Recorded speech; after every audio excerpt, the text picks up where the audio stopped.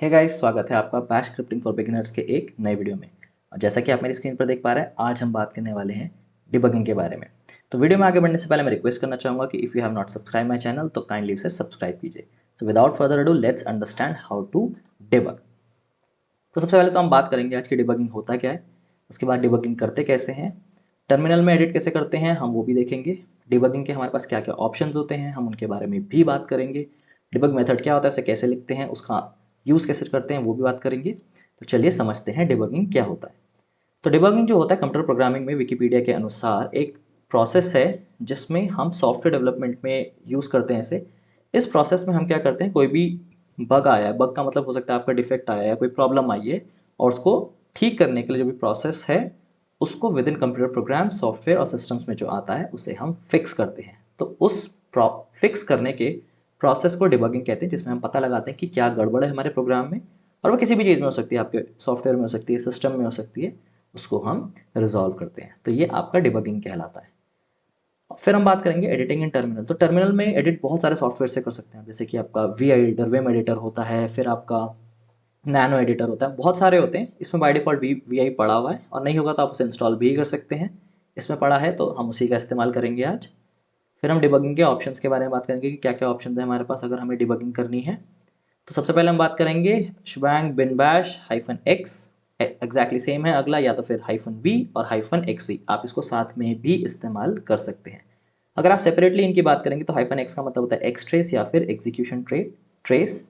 Hyphen we का मतलब होता है वर्बोस, वर्बोस का मतलब होता है कि वो काफ़ी सारी इन्फॉर्मेशन आपको दिखाता है। हाइफन यू होता है आपका अनसेट, जो अनसेट वेरिएबल्स आपको बताता है आपकी जो भी प्रोग्राम में सिंटैक्टिकली करेक्ट है या नहीं। उसके बाद hyphen n which is no exec. उसके बाद डिबग फंक्शन जो होता है हाई अंडरस्कोर डिबग, उसे ऑन और ऑफ करके कैसे चलाते हैं हम उसके बारे में आज बात करेंगे। ठीक है, तो चलिए बढ़ते हैं हम अपने डेमो की तरफ। तो डेमो में हमें सबसे पहले खोल लेते हैं अपना विजुअल स्टूडियो कोड। परफेक्ट, तो पहली फाइल मेरी यहाँ पे पड़ी है, मैं इसे क्लियर कर देता हूँ। और हाँ, एक और चीज़ मैं आपको बता देता हूँ क्लियर करने से पहले, कि आप चाहे तो प्रोग्राम में भी क्लियर लिख सकते हैं, तभी आप अपना प्रोग्राम रन कराएंगे तो यहाँ पर जो चीज़ होगी वो क्लियर हो जाएगी, तो कुछ करने की ज़रूरत नहीं है। चलिए समझते हैं हाइफन एक्स। तो हाइफन एक्स को आप स्पेसिफिक पार्ट्स पे अगर आपको लगानी है, अगर आपका बहुत लंबा प्रोग्राम है, ठीक है, आपको पूरे प्रोग्राम को नहीं रन कराना, तो आप हाइफन एक्स को किसी भी एक कोड ब्लॉक पर डाल सकते हैं। मैंने जैसे यहाँ डाल रखा है एक फॉर लूप पे, जो क्या करेगा आई इन एस्ट्रिक्स, और यहाँ पे फाइल ऑपरेशंस करेगा। फाइल आपको प्रिंट कराएगा जितनी भी फाइल्स हैं, तो जैसे टेस्ट फाइल 1 है, टेस्ट फाइल 2 है, टेस्ट डॉट जावा है, unset, debug, positive, positive, for loop, ये सारी फाइल्स के ऊपर चलेगा, और आपको फिर बाद में लिस्ट करा के दे देगा कि किस किस पे चला है। ठीक है, यहाँ से शुरू हुआ, यहाँ पर ख़त्म हुआ, डिबग मोड ऑन हुआ और मोड ऑफ हुआ। ठीक है, चलिए रन कराते हैं इसे। तो sh01 टैब एंटर, और आपने देखा इसने सारी फाइल्स का एक एक करके दिखा दिया। तो पहली फाइल जो उसने देखी वो देखी एक्स फाइल, जो है पोस्ट शेल स्क्रिप्ट। दूसरी file again same post shell script. Third file जो है वो बोन अगेन शेल स्क्रिप्ट है। अगली वाली भी बोन अगेन शेल स्क्रिप्ट है। उसके बाद पांचवी उसने डिबग फंक्शन देखा, बोन अगेन बोन अगेन। उसके बाद उसने देखी test file dot one which is ASCII test. ASCII का मतलब होता है American standard code for information interchange. उसके बाद उसने अगली फाइल देखी test file two dot T जो कि एक खाली फाइल है, उसके अंदर कुछ नहीं पड़ा। अगर आपके उसमें एक ही लाइन है तो उसका मतलब वो खाली है, दो लाइन है तो शायद वो आपको ऐसा कुछ दिखा देगा। ठीक है, ऐसे ऐसे करके चला, फिर वो चला इसके अंदर टेस्ट डॉट जावा, जो सी प्लस प्लस सोर्स और बोल रहा है एस्काई टेस्ट है। उसके बाद आपका एल चला, एल मतलब लिस्ट है, तो उसने सारी फाइल जो भी है अंदर 9 की 9 फाइल्स आपको दिखा दी। ठीक है, अब हम करेंगे सेम चीज़ लेकिन फॉर लूप का इस्तेमाल करेंगे इसमें हम। और क्लियर मैंने पहले लिखा हुआ है तो घबराने की बात नहीं, इसको मैं क्लियर नहीं भी करूँगा तो भी चल जाएगा। तो एस एच करता हूँ, 02 पे जाएंगे, टैब करेंगे, हिट एंटर। तो आप देखेंगे क्या हो रहा है यहाँ पे, सेट हाइफन एक्स पे शुरू होगा, हाइफ प्लस एक्स पे ख़त्म। ये सारी वैल्यू यहाँ पर है। क्या करेगा, आई से चलेगा 1 से लेकर 4 तक, उसके बाद प्लस प्लस होता रहेगा, बार बार वो प्रिंट करेगा। तो आपको यहाँ पे डिबगिंग मोड में ये दिख जाएगा कि आपके कोड के साथ हो क्या रहा है और वो कितनी बार चल रहा है। तो एक बार यहाँ चला, दूसरी बार यहाँ, तीसरी बारी में यहाँ, चौथी बारी में यहाँ, अब बाद में यहाँ पर ख़त्म हो गया। नहीं, 4 बार चला, सब कुछ एज एक्सपेक्टेड ही चला, आपको वो सारी इन्फॉर्मेशन दे देगा जो एग्जैक्ट है। ठीक है, अब हम चलते हैं पॉजिटिव चेक पे, थर्ड प्रोग्राम। पॉजिटिव चेक में क्या करेगा, हम हाइफन वी का इस्तेमाल करेंगे। ठीक है, there are many ways you can do it. मैंने यहाँ पे क्लियर नहीं लिखा है तो ये क्लियर नहीं करेगा, तो इसलिए मैं ही इसे क्लियर कर लेता हूँ। उसके बाद SS03 करके टैब एंटर। यहाँ पर क्या हो रहा है, रीड कर रहा है ये वैल्यू। ठीक है, तो एंटर द नंबर, वैल्यू जो होगा वो बेस से मैच करेगा कि ग्रेटर देन है क्या 0 से। ठीक है, तो मैंने अगर यहाँ पे वैल्यू दी 12, ऑब्वियसली पॉजिटिव है, एंटर करूँगा तो उसने आंसर दिया यहाँ पे पॉजिटिव, जो कि ये है। बहुत ही बेसिक प्रोग्राम है। ठीक है, लेकिन अगर आपको इसमें इश्यूज़ देखने हैं तो वर्बोस यानी आपको जो बहुत ज़्यादा इन्फॉर्मेशन चाहिए तो आप कैसे रन करा सकते हैं। मैं इसे क्या करता हूँ, कॉपी कर लेता हूँ यहाँ से, ठीक है, यहाँ पर पेस्ट करता हूँ। मैंने इसे पेस्ट करा। फाइल नेम क्या है मेरा, 03 जस्ट पॉजिटिव चेक। तो मैं अगर यहाँ पे इसे लिख देता हूँ 03 B hyphen positive check dot SH, यही है ना मेरी फाइल का नाम। हाँ, एंटर कराऊंगा। Sorry about that, I think मैंने कुछ गलती कर दी, एग्जीक्यूट नहीं लिखना था मुझे यहाँ पे, सॉरी। एंटर।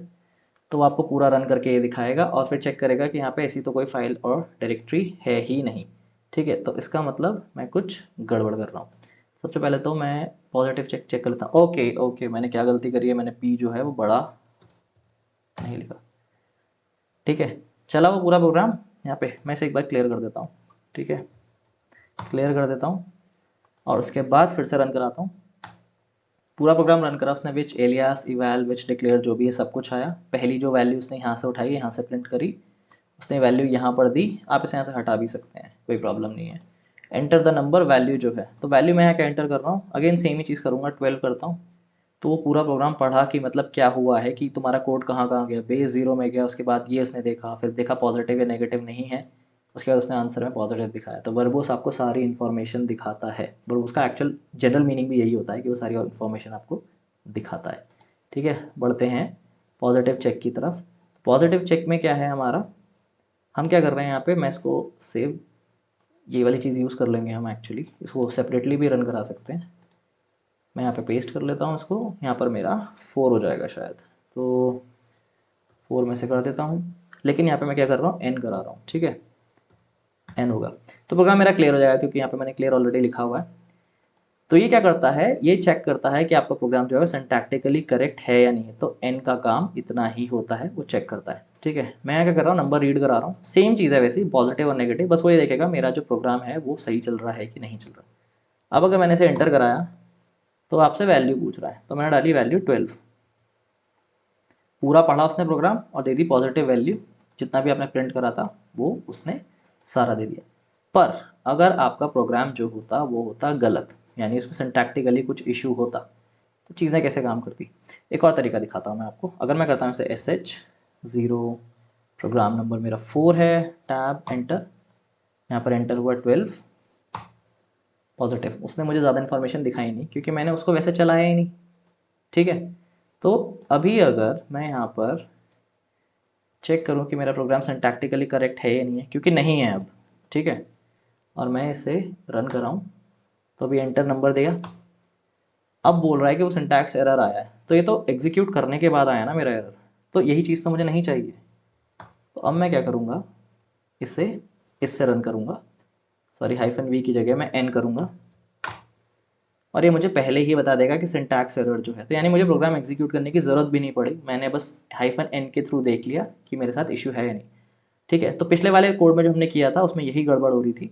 तो अब अगर मैं यहाँ पे इफ़ कर देता हूँ, माफ़ कीजिएगा उसमें गड़बड़ कर दी थी मैंने, Ctrl+Z Ctrl+S, मैंने शायद उसे -v से रन करा दिया होगा, ये -n से रन होना था, ठीक है।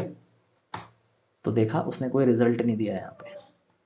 तो रिजल्ट ना देने का मतलब क्या है कि मेरा जो प्रोग्राम है वो सिंटैक्टिकली करेक्ट है, और यही चीज़ से हम -n का इस्तेमाल करते हैं क्योंकि वो वैलिडेट करता है आपकी जो स्क्रिप्ट है वो सिंटैक्टिकली सही है या नहीं है। तो मैंने गलती से -v लिख दिया था यहाँ पे इस प्रोग्राम के लिए, उसके लिए क्षमा चाहता हूँ। इसके लिए मैंने वापस -n लिखा है और चला के देख लिया, ठीक है। लास्ट में करेंगे हम डिबग फंक्शन के बारे में बात, पहले हम अनसेट के बारे में बात कर लेते हैं। अनसेट का काम क्या होता है कि वो ये देखता है कि आपका जो प्रोग्राम है वो ठीक है या नहीं है, ठीक है। तो मान लीजिए आपका कोड में यहाँ पे वैल्यू 1 है जो यहाँ से आ रही है उठ के, वैल्यू 2 है जो यहाँ से आ रही है उठ के, तो 50 - 20 जो है वो चलना चाहिए, ठीक है। आंसर सीधा सीधा क्या उठ के आएगा उसका, 30 आएगा उठ के। मैं यहाँ पे से चला देता हूँ, क्लियर मैंने ऑलरेडी लिखा हुआ है तो कोई डरने की जरूरत नहीं है। 06 हिट टैब एंटर, सीधा सीधा उसने मेरे को आंसर दे दिया 30। अब मैं इससे अगर इससे रन कराता हूँ तो ये भी मेरा सेम ही रिजल्ट ही देगा। मैं इसे पेस्ट करता हूँ यहाँ पे, आंसर इज 30। लेकिन लेकिन लेकिन अगर मैं यहाँ पे वैल्यू इक्वल टू 3 कर देता हूँ और इसे सेव कर देता हूँ, तो अब क्या वैल्यू 3 जो है डिफाइंड नहीं है, लेकिन अगर आपने गलती से लिख दिया ऐसा तो क्या होगा। तो अगर मैं इसे ऐसे चलाता हूँ तो आंसर 50 दे रहा है, मतलब उसने एरर नहीं दिखाया, उसने गलती दिखाई, 50 को सीधा सीधा प्रिंट कर दिया, लेकिन उसने क्या किया यहाँ पे ये नहीं दिखाया कि मेरी वैल्यू 3 जो है उसमें इशू है, मतलब आंसर आया पर गलत। तो अनसेट वैल्यू को आप इससे चेक करते हैं कि आपका वैल्यू 3 जो है वो एक अनबाउंड वेरिएबल है, ये इसमें आपने कोई वैल्यू दी नहीं है और आप उसे यूज़ कर रहे हैं, and that's how this works. तो हाइफन यू का मतलब होता है अनसेट और वो इसी तरीके से काम करता है। तो आई होप आपको ये पार्ट समझ में आ गया होगा गाइस, ठीक है। मैं इसे क्लियर कर देता हूँ और हम सबसे इंपॉर्टेंट प्रोग्राम की तरफ बढ़ेंगे, जिसे आपको समझने में थोड़ा सा समय लग सकता है, बट मैं चाहूँगा कि आप साथ साथ ही सीखें, ठीक है। चलते हैं डिबग फंक्शन की तरफ।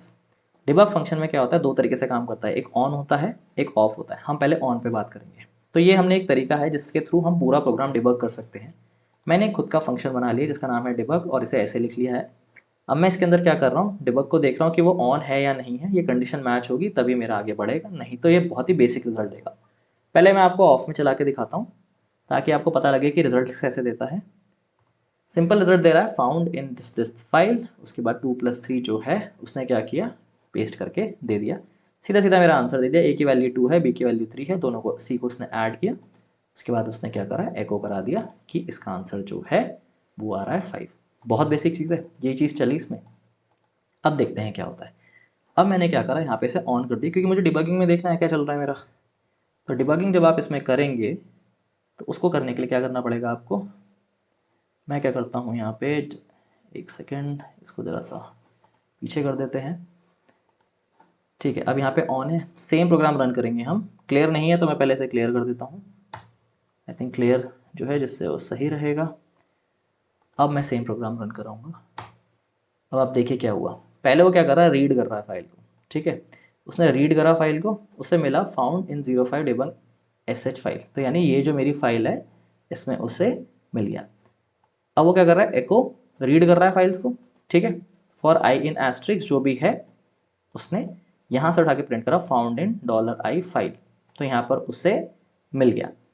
उसके बाद उसने सेम काम करा, debug set plus X on equal to on जो भी है प्रिंट करा, फिर उसने यहाँ पर एड्रेस दे दिया, सॉरी रिजल्ट दे दिया मेरा इसका, and that's how it works guys. So ये मैं आप पे छोड़ता हूँ, आपको खुद से देखना है कि ग्रैब जो कमांड होती है वो क्या करती है। ग्रैब कमांड बेसिकली ढूंढती है कुछ चीज़ और आपको वही ढूंढनी है, तो मैं फॉर के थ्रू मैं अपनी डायरेक्टरी में उसे ढूंढने की कोशिश कर रहा हूँ, डू से स्टार्ट कर रहा हूँ, डन पे कम कर रहा हूँ, और ये जो होता है मैं उसके थ्रू उसे सर्च कर रहा हूँ। तो ये मैं आप पे छोड़ता हूँ, आपको ग्रैब कमांड खुद से सर्च करनी पड़ेगी और उसमें देखना पड़ेगा कि ग्रैब कमांड कैसे करती है काम, ठीक है। अब अभी मैंने आपको अनसेट का एग्जांपल दिया था, अब मुझे ये चीज़ टर्मिनल से चलानी है, तो मैं टर्मिनल से कैसे चला सकता हूँ, मैं जाऊँगा एक्टिविटीज़ में अपने टर्मिनल पे, यहाँ पे मैं इसे क्लियर कर देता हूँ। और अगर ऐसे नहीं है तो इसे आप अगर यहाँ से बंद कर देते कोई बात नहीं होती है। एक्टिविटीज़ में जाइए, टर्मिनल में जाइए, टर्मिनल में जाने के बाद आपको प्रेजेंट वर्क डायरेक्टरी में आना है, तो पहले मैं यहाँ पे PWD कर देता हूँ, इसे डायरेक्टली कॉपी कर लेता हूँ कि मैं कहाँ पर हूँ। यहाँ से मैंने कॉपी कर लिया, वापस मैं अपने टर्मिनल पे जाता हूँ, यहाँ पे मैंने CD करा, चेंज डायरेक्टरी पेस्ट करा इसे और एंटर करा, अब मैं आ गया जहाँ पर मैं होना चाहिए था, ठीक है। अब हम बात करते हैं इसे यहाँ से कैसे चलाना है। तो अगर यहीं से चलाना है तो मैं इसे सेम चीज़ को यहीं से भी चला सकता हूँ, दोनों टर्मिनल एक जैसे ही हैं, ठीक है। तो मैं अगर यहाँ पे इसे पेस्ट करता हूँ, मैंने इसे पेस्ट करा, एंटर करा, सेम चीज़ उसने करके दिखा दी, ठीक है। तो I hope you have understood it, same तरीके से काम करता है। और अगर आपको कभी कुछ परमिशंस के इश्यूज़ हों तो सूडो सू कर लीजिएगा, अपना पासवर्ड दे दीजिएगा and it will work out for you, ठीक है। तो ये वाली चीज़ आपकी सॉल्व हो जाएगी। अब मैं क्या करता हूँ, यहाँ पे ये वाला पार्ट खत्म हो चुका है। अब मैं यहाँ पे आपको VI एडिटर के बारे में बताता हूँ। तो सबसे पहले मैं यहाँ पे क्या करता हूँ, इसे तो कैपिटल कर लेता हूँ, ठीक है, क्लियर कर लेता हूँ यहाँ पे। उसके बाद मैं यहाँ पे क्या करूँगा, ls-ltr, ये करा मैंने। उसके बाद मैं एक फाइल उठा लेता हूँ test.java। तो VI एडिटर के लिए आपको टाइप करना पड़ता है VI, उसके बाद आप देंगे फाइल का नेम test.java, एंटर। ध्यान दीजिएगा, ऐसे मेरी जो फाइल है उसके जो भी कंटेंट है वो यहाँ पे खुल जाएंगे। मैं इसमें चेंज करना चाहता हूँ पर अभी नहीं कर सकता क्योंकि यहाँ पे ये लिखा हुआ है। मैं दबाऊंगा आई बटन मेरे कीबोर्ड पे और जैसे यहाँ पे इंसर्ट लिखा हुआ आएगा मैं यहाँ पे चेंज कर सकता हूँ। तो अभी मेरे यहाँ पे आया, मैंने यहाँ पर 2 और एक्स्ट्रा ऐड कर दिए। अब Ctrl+S से ये सेव नहीं होता है, उसका ध्यान रखिएगा। आप दबाइए इसे की ESC एस्केप बटन जो भी है, उसके बाद आप शिफ्ट दबा के कोलन दबाइए। अब नीचे आप देखेंगे कोलन आ गया, WQ टाइप कीजिए, ये दीजिए एक्सक्लेमेशन मार्क, एंटर, और आपकी फाइल जो है वो सेव हो गई। अब अगर मैं यहाँ पे कैट करता हूँ और यहाँ पे टेस्ट जावा को दोबारा चलाता हूँ .java, तो आपने देखा यहाँ पे 2 की जगह अब 4 आ गए। Then that's how you edit it, ठीक है। अगर आपको इसी में देखना है तो अब आप यहाँ पे फाइल में जाके देखेंगे, तो आप यहाँ पे देख पाएंगे कि मेरा जो यहाँ पे 4 वो आ गए, ठीक है। And that's how it works guys. मैं इसे यहाँ से डिलीट कर देता हूँ। कई बार क्या होता है कि आपके पास विजुअल स्टूडियो कोड ऐसे नहीं होता और आप किसी, जैसे मान लीजिए आप किसी लिनक्स सर्वर में हैं जहाँ पे आपको यूआई नहीं मिल रहा, तो यूआई नहीं है आपके पास, तो आप कैसे एडिट करेंगे? तो आप वी आई एडिटर या फिर नैनो एडिटर या फिर और भी बहुत सारे एडिटर्स होते हैं, इनके थ्रू आप इसे रन कर सकते हैं। और यहाँ पे जैसा कि आपने देखा ऐसा था, मैं इसे दोबारा दिखा देता हूँ एक बार चला के। आप देख रहे हैं कलरफुल आ रहा है, ठीक है।